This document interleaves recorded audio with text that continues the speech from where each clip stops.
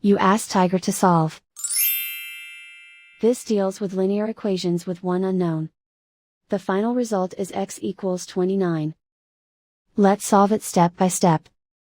Group all constants on the right side of the equation.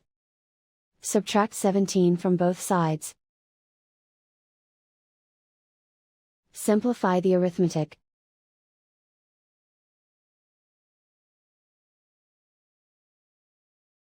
Isolate the x.